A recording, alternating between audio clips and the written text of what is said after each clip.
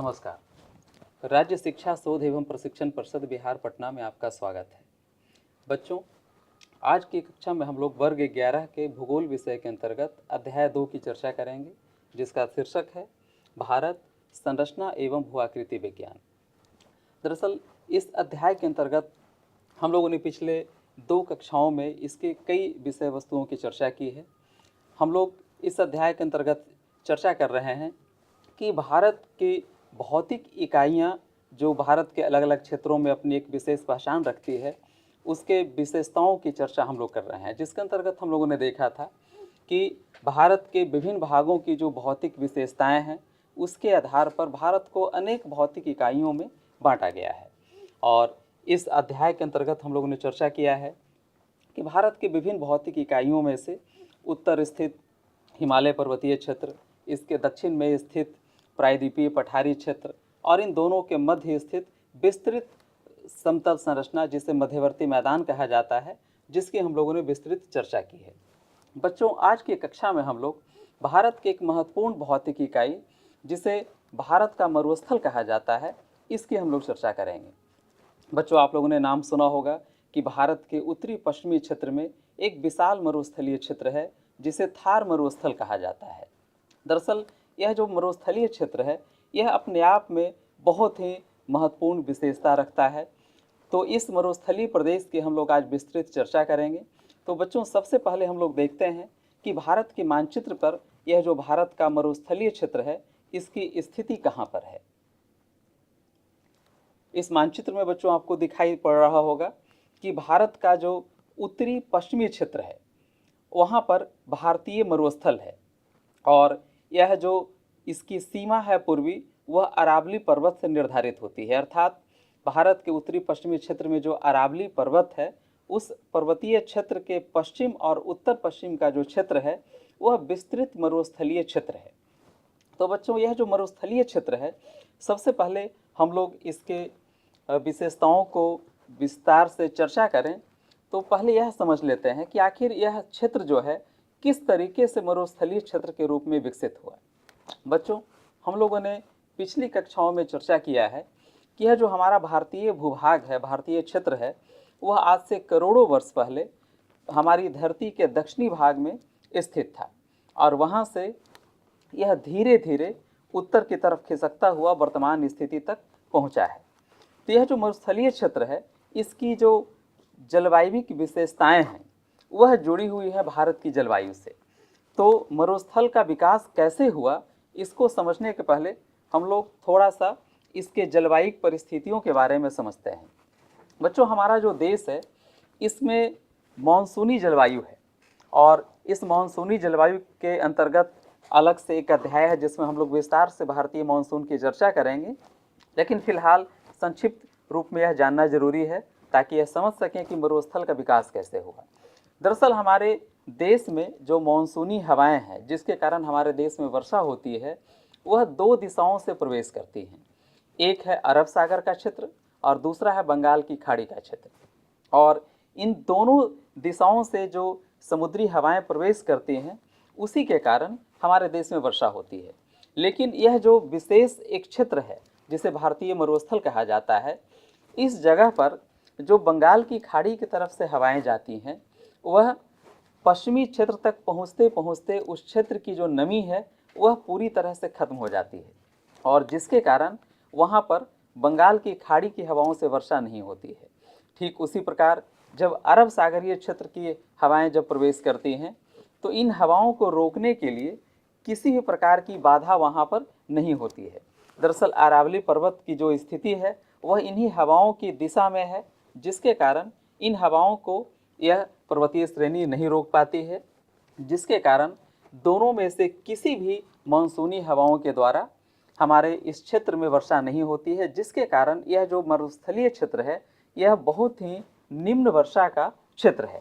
और भारतीय मरुस्थलीय क्षेत्र में अगर वार्षिक वर्षा की बात करें तो यह बहुत ही कम 50 सेंटीमीटर से भी कम है और इसके कुछ आंतरिक भाग तो वैसे हैं जहां वार्षिक वर्षा 15 सेंटीमीटर से भी कम होती है। तो इस प्रकार बच्चों, हम लोग देखते हैं कि यह जो भारतीय मरुस्थलीय क्षेत्र है, यह बहुत ही शुष्क क्षेत्र है, अर्थात यहाँ नमी की बहुत ही कमी होती है। और नमी की कमी का जो प्रभाव है वह विभिन्न तरीके से इस भाग में पड़ता है।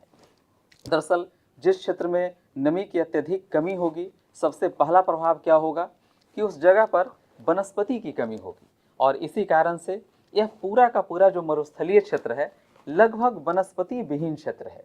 और जहाँ तहाँ थोड़ी बहुत अगर नमी की उपलब्धता अगर होती है तो वहाँ पर कटीली झाड़ियों का या बिल्कुल छोटे वृक्षों का विकास होता है, जिसमें खासकर बबूल के पेड़ होते हैं, नागफनी जैसे कटीली झाड़ियाँ होती हैं।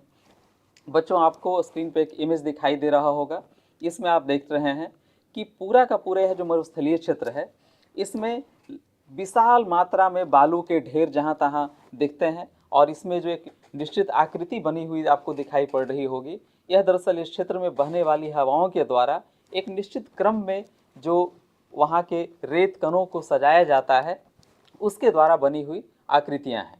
और बीच बीच में जहाँ तहाँ आपको दिखाई पड़ रहा होगा छोटी छोटी झाड़ियाँ हैं। दरअसल यहाँ नमी की इतनी कमी होती है, इतनी शुष्कता है कि वहाँ पर केवल कटीली झाड़ियाँ पनप पाती हैं, और इस प्रकार से यह पूरा का पूरा क्षेत्र बहुत ही शुष्क और वनस्पति विहीन क्षेत्र होता है। तो बच्चों, सबसे पहले यह समझते हैं कि आखिर यह जो हमारा क्षेत्र है, मरुस्थलीय क्षेत्र है, यह बाकी दूसरे क्षेत्रों के साथ जुड़ा हुआ तो है ही, लेकिन अगर भौतिक दृष्टि से इसके भूआकृति अध्ययन किया जाए तो यह पता चलता है कि हमारा जो दक्षिणी प्रायद्वीपीय पठार है, इसी प्रायद्वीपीय पठार से इसका जुड़ाव है। दरअसल अगर हम लोग समझने की कोशिश करें तो यह जो हमारा प्रायद्वीपीय पठार है, इसी का यह विस्तृत रूप, यह फैला हुआ भाग यह आता है जो मरुस्थलीय क्षेत्र है। और इस जगह पर यह जो अरावली पर्वत है, इसके पश्चिमी भाग में इसकी अवस्थिति है। तो यह स्वतंत्र रूप से तो एक विशाल रेत का ढेर है, या इस पूरे क्षेत्र में रेतीले कणों का फैलाव पाया जाता है, लेकिन इसके भूआकृति विज्ञान की दृष्टि से अगर देखा जाए तो यह हमारा प्रायद्वीपीय पठार का हिस्सा है। बच्चों, हम लोगों ने जैसा चर्चा किया था कि आज से करोड़ों वर्ष पहले यह जो भारतीय क्षेत्र था, खासकर प्रायद्वीपीय भारत, यह बिल्कुल दक्षिणी भाग में अवस्थित था, और हमारे धरती के दक्षिणी भाग यानी विषुवत रेखा के दक्षिण में अवस्थित था, और यहाँ से विस्थापित होता हुआ यहाँ चला आया। और इसी क्रम में आप इस चीज़ को एक उदाहरण से समझ सकते हैं। जैसे आपने नदी में चलता हुआ नाव को देखा होगा, या जहाज जब चल रहा होता है तो वह कभी पानी के सतह के ऊपर चला आता है, कभी नीचे चला जाता है। बिल्कुल उसी तरीके से यह जो भारतीय भूभाग है, यह करोड़ों वर्ष तक जब अपने निचले सतह पर तैरता हुआ जब उत्तर की ओर प्रवाहित हो रहा था, तो इसके कई भागों में उत्थान और निमज्जन, अर्थात यह जो पूरा का पूरा क्षेत्र है, यह कभी ऊपर उठ जा रहा था और कभी नीचे चला जा रहा था। तो उस भूआकृति की दृष्टि से अगर देखा जाए तो मेसोजोइक ईरा, जो आज से करोड़ों वर्ष पहले हमारे धरती का एक ऐतिहासिक काल रहा है, उस समय का अध्ययन से यह पता चला कि यह जो मरुस्थलीय क्षेत्र है कभी समुद्र का हिस्सा था, अर्थात वर्तमान भारतीय मरुस्थलीय क्षेत्र के ऊपर समुद्री फैलाव था। और इसका प्रमाण इस तरीके से मिलता है कि जैसलमेर के आसपास कुछ ऐसे क्षेत्र हैं जहां पर समुद्री निक्षेप का फैलाव पाया गया है। पृथ्वी के आंतरिक भागों में जो ऊपरी धरातलीय क्षेत्र के नीचे अगर देखा गया तो उसके भूआकृति अध्ययन से यह पता चला कि यहाँ विभिन्न प्रकार के समुद्री निक्षेप मिले, और यह निश्चित है कि समुद्री निक्षेप तभी मिल सकते हैं जब यह पूरा का पूरा क्षेत्र जो है वह समुद्र के नीचे कहीं न कहीं दबा हुआ होगा। इसी प्रकार से इस क्षेत्र में कुछ स्थान ऐसे हैं जहाँ काष्ठ जीवाश्म मिले हैं। काष्ठ जीवाश्म का मतलब है कि वैसे विशाल वृक्ष जो हजारों लाखों वर्षों तक पृथ्वी के आंतरिक भागों में अगर दबे हुए हैं, और वह दबे रहने के कारण चट्टानों का रूप ले लेते हैं, और उसे काष्ठ जीवाश्म कहा जाता है। तो बच्चों, यह स्वाभाविक सी बात है कि किसी जगह अगर वर्षा की अत्यंत कमी हो और रेतीला भूमि हो तो वहाँ पर विशाल वृक्षों का संभावना बहुत ही कम होता है। लेकिन चूँकि यहाँ पर विशाल वृक्ष या काष्ठ जीवाश्म मिले हैं, जिससे यह बात प्रमाणित होता है कि कभी न कभी इस क्षेत्र की जलवायु या तो काफ़ी नम रही होगी, या तो इस पूरा का पूरा क्षेत्र जो है, जो अभी रेत के टीलों और रेत की विशाल मात्रा से ढका हुआ है, कभी यहाँ उपजाऊ मिट्टी हो सकता है। तभी यहाँ विशाल और वृक्षों की संभावना हुई। आप लोगों ने देखा होगा कि कई जगह जो विशाल वृक्ष होते हैं, अगर विशाल वृक्ष को काटा जाता है तो उसके किनारे में, कटे हुए भाग में बच्चों आप लोगों ने देखा होगा किस तरीके से कई छल्ले मिलते हैं। आप लोगों ने निश्चित रूप से लकड़ी के टुकड़ों को देखा होगा और उसमें इस तरह के छल्लों को भी देखा होगा। तो यह जो छल्ले होते हैं वृक्षों में या लकड़ियों के कटे हुए भाग में, दरअसल यह प्रमाणित करता है कि उस समय वर्षा की स्थिति कैसी थी। कभी वर्षा की अगर अधिकता होती है तो इन छल्लों की मोटाई अलग होती है, अगर वर्षा की कमी होती है तो इसकी मोटाई अलग होती है। और कई क्षेत्रों में लाखों वर्ष, करोड़ों वर्ष पुराने जो वृक्षों के अवशेष मिलते हैं, इसके आधार पर हम लोग यह जानने की कोशिश करते हैं कि वर्तमान जलवायु परिस्थितियों जैसी ही पहले की जलवायु थी या पहले वहाँ की जलवायु कुछ अलग थी। तो निश्चित है कि अगर वर्तमान समय मरुस्थलीय प्रदेश का है और उस जगह पर अगर प्राचीन समय का एक विशाल वृक्ष का टुकड़ा मिल रहा है तो निश्चित है कि उसकी जलवायु वर्तमान से अलग रही होगी। और इसी आधार पर हम लोग कह सकते हैं कि यह जो हमारा मरुस्थलीय क्षेत्र है, इसकी जलवायु परिस्थितियाँ निश्चित रूप से पहले कुछ अलग थी और वर्तमान समय में कुछ अलग है। हाँ, तो बच्चों हम लोग चर्चा कर रहे हैं भारतीय मरुस्थलीय प्रदेश की। तो यह समझने की कोशिश करते हैं कि भारत का यह जो क्षेत्र है, पहले निश्चित रूप से यहाँ पर चूँकि विशाल वृक्षों का अवशेष मिला है, यहाँ पर समुद्री निक्षेप मिले हैं, तो निश्चित है कि इसकी जलवायु पहले कुछ अलग रही होगी। लेकिन वर्तमान समय में यह पूरा का पूरा जो क्षेत्र है वह मरुस्थलीय है और रेत के विशाल क्षेत्र से यह भरा हुआ है। तो बच्चों यह जो क्षेत्र है, दरअसल अभी हम लोगों ने चर्चा किया कि इस क्षेत्र में वर्षा की मात्रा बहुत ही कम है और वर्षा की मात्रा कम है, साथ ही साथ यह चूँकि उष्ण प्रदेश है, तापमान भी अधिक होता है, जिसके वजह से यहाँ पर इस क्षेत्र की चट्टानों पर भौतिक अपरदन की प्रक्रिया काफ़ी तेज़ी से होती है। भौतिक अपक्षय और अपरदन की प्रक्रिया के कारण यहाँ के जो ऊपरी भाग की जो चट्टानें हैं वह लाखों करोड़ों वर्षों से विखंडित होते रही हैं और इसी विखंडन के परिणाम स्वरूप वह छोटे छोटे रेत के कणों में परिवर्तित हो गई और इस रेत के कणों का जो विशाल मात्रा में यहाँ पे जमाव मिलता है और चूँकि तापमान की काफ़ी अधिकता होती है, इन सारी परिस्थितियों में यहाँ तेज हवाओं को चलने के लिए अनुकूल परिस्थितियाँ उत्पन्न होती हैं।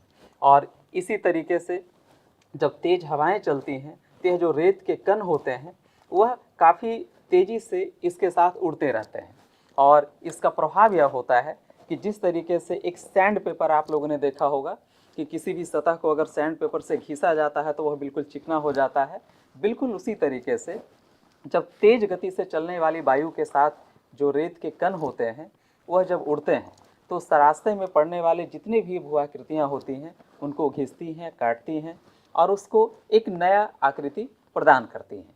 तो इस तरीके से हम लोग देखते हैं कि यह जो पूरा का पूरा क्षेत्र है मरुस्थलीय भाग, यह उष्ण, शुष्क और रेत के विशाल मात्रा से भरा हुआ क्षेत्र है। तो वर्तमान समय में यह जो हमारा क्षेत्र है बहुत ही महत्वपूर्ण उपयोग का है।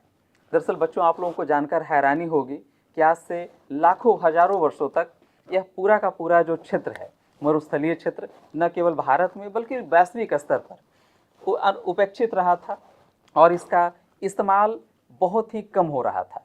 यहाँ सीमित संख्या में लोग रहते थे और यहाँ पर सीमित संसाधनों के द्वारा अपना जीवन यापन करते थे। लेकिन जैसे जैसे तकनीक का विकास हुआ, लोगों की आवश्यकताएं बढ़ी, वैसे वैसे इन मरुस्थलीय क्षेत्रों का भी काफ़ी तेज़ी से विकास हो रहा है। दरअसल यह जो पूरा क्षेत्र है, अभी हम लोगों ने चर्चा किया कि इन क्षेत्रों में वर्षा की कमी और जिस तरीके की मिट्टी है, रेतीली भूमि है, उसकी वजह से वनस्पतियों का काफ़ी अभाव होता है। लेकिन बच्चों कुछ वनस्पतियां ऐसी हैं जो इसी प्रकार की जलवायु और भौतिक संरचना वाले क्षेत्रों में उनका विकास होता है। जैसे बहुत सारे ऐसे कांटेदार पौधे होते हैं, कैक्टस, नागफनी, आप लोगों ने देखा होगा, अपने घरों में भी आप लगाते होंगे, छोटे गमलों में कैक्टस के पौधे लगाते हैं, नागफनी का पौधा लगाते हैं हम लोग, जिसमें पानी की मात्रा बहुत कम इस्तेमाल करना पड़ता है। खजूर का वृक्ष लगाया जाता है। तो पहले तो अनमने ढंग से जहाँ तहाँ इनका विकास हो जाता था, लेकिन हाल फिलहाल के दिनों में बहुत ही सुनियोजित तरीके से इन वृक्षों का उत्पादन किया जा रहा है। दरअसल बच्चों, यह जो कटीली झाड़ियाँ होती हैं या कांटेदार पौधे होते हैं, इनका इस्तेमाल किया जाता है विभिन्न प्रकार के दवाइयों को बनाने में। जैसे आप लोगों ने सुना होगा, बचपन से आप लोगों ने देखा होगा, एक टूथपेस्ट का टीवी पे एडवर्टाइजमेंट आता था, बबूल, है ना। तो यह जो बबूल टूथपेस्ट है, एक्चुअली बबूल एक वृक्ष होता है और हमारी दांतों के लिए इसका इस्तेमाल हम लोग करते हैं। तो बबूल वृक्ष जो होते हैं, दांत जो हमारे हैं, वह दरअसल हमारे शरीर के जो हड्डियों का ही एक हिस्सा है। तो हड्डियों के जोड़ों से संबंधित विभिन्न प्रकार की जो बीमारियां होती हैं, उसमें इस प्रकार के कांटेदार पौधों को दवाइयों के रूप में इस्तेमाल किया जाता है। और इसी कारण से एक विस्तृत क्षेत्र में एक बागानी कृषि के रूप में इन क्षेत्रों में इस प्रकार के पौधों को लगाया जा रहा है। तो हाल फिलहाल के दिनों में, जैसे हमारे अपने देश की अगर बात करें, तो मरुस्थलीय क्षेत्र में चूँकि जल की काफ़ी कमी होती है, लेकिन कृत्रिम तरीके से इसके विशाल क्षेत्र में जल को उपलब्ध कराया गया है और जिसके कारण इस मरुस्थलीय भाग में भी कृषि उत्पादन को बढ़ाया जा रहा है। मोटे अनाज, जहाँ पर जिसके लिए उत्पादन के लिए वृक्षों को काफ़ी कम मात्रा में पानी की ज़रूरत होती है, ऐसे मोटो अनाजों का उत्पादन इन क्षेत्रों में किया जा रहा है। तो बच्चों, यह जो हमारे देश का मरुस्थलीय क्षेत्र है, भले ही आज से कुछ वर्ष पहले तक बहुत ही उपयोग का नहीं था, लेकिन वर्तमान समय में इन क्षेत्रों का विभिन्न प्रकार से उपयोग किया जा रहा है, जो हमारे देश को अलग इस क्षेत्र के लिए अलग विशेषता उत्पन्न करता है या फिर दिखाता है। हाँ, तो बच्चों, हम लोगों ने अभी देखा कि हमारे देश के उत्तरी पश्चिमी हिस्से में अवस्थित यह जो मरुस्थलीय क्षेत्र है, उसकी अनेक विशेषताएं हैं। अब हम लोग चर्चा करेंगे भारत के दूसरे भौतिक इकाई के बारे में, जिसका नाम है भारत के तटीय प्रदेश। बच्चों, सबसे पहले हम लोग देखते हैं कि भारत में इसकी स्थिति कहाँ है। अगले मानचित्र में आप लोग देखेंगे कि यह जो हमारा देश है, इसकी एक विशाल तटरेखा है। दरअसल हमारे देश के दक्षिणी हिस्सों की अगर बात करें, तो यह 3 तरफ से समुद्री भागों से घिरा हुआ है। इसके पूर्व में बंगाल की खाड़ी, दक्षिण में हिंद महासागर और पश्चिम में अरब सागर है। और इन तीनों समुद्री क्षेत्र के मुख्य भूमि की अगर तटीय सीमा की बात करें, तो लगभग 6108 किलोमीटर की लंबी तटरेखा है। और यह जो बीच का प्रायद्वीपीय हिस्सा है, जो पठारी भाग है और जो समुद्री तट है, इसके बीच में एक संकरे मैदान का विकास हुआ है, जो बहुत ही समतल मैदान है, उपजाऊ मिट्टी से बना हुआ है। और इसी कारण यह हमारे देश का एक बहुत ही महत्वपूर्ण भौतिक इकाई है। तो बच्चों, इसकी हम लोग चर्चा करते हैं, भारत का तटीय मैदान। बच्चों, आप लोगों ने अभी पिछले मानचित्र में देखा था कि हमारे देश के पूर्वी और पश्चिमी दोनों हिस्सों में तटीय मैदान का विकास है। पिछले कक्षा में हम लोगों ने चर्चा किया था कि प्रायद्वीपीय भारत के पूर्व और पश्चिम दोनों भागों में एक लंबी पर्वतमाला है। यहाँ आप देख रहे हैं, यह है पश्चिमी घाट पर्वत और यह है पूर्वी घाट पर्वत। और यह जो पश्चिमी घाट पर्वत और पूर्वी घाट जो पर्वत है, इन दोनों के बीच में यह जो डॉटेड लाइन से आप लोग देख रहे हैं, यह हमारा तटीय मैदान है।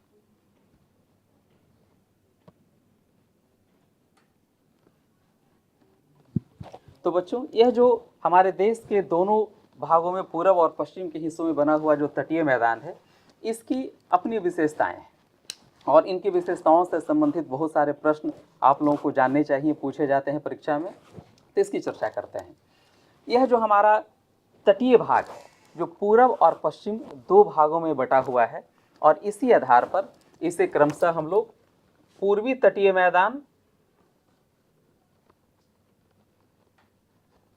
और इसे पश्चिमी तटीय मैदान कहते हैं। पूर्वी तटीय मैदान और पश्चिमी तटीय मैदान। तो बच्चों, यह जो विशाल क्षेत्र में फैला हुआ जो तटीय मैदान है, इसको क्षेत्रीय स्तर पर अलग अलग नामों से भी जाना जाता है। जैसे अगर हम लोग पूर्वी तटीय मैदान की बात करें, तो पूर्वी तटीय मैदान का जो उत्तरी हिस्सा है, इसे उत्तरी सरकार कहा जाता है, उत्तरी सरकार। और इसका जो दक्षिणी भाग है, इसको कोरोमंडल तट कहा जाता है, कोरोमंडल तट। तो पूर्वी भाग में उत्तरी सरकार, इस तटीय मैदान का जो उत्तरी हिस्सा है उसको उत्तरी सरकार कहा जाता है और दक्षिणी हिस्से को कोरोमंडल तट कहा जाता है। उसी प्रकार यह जो पश्चिमी तटीय मैदान है इसको भी दो भागों में बांटा जाता है।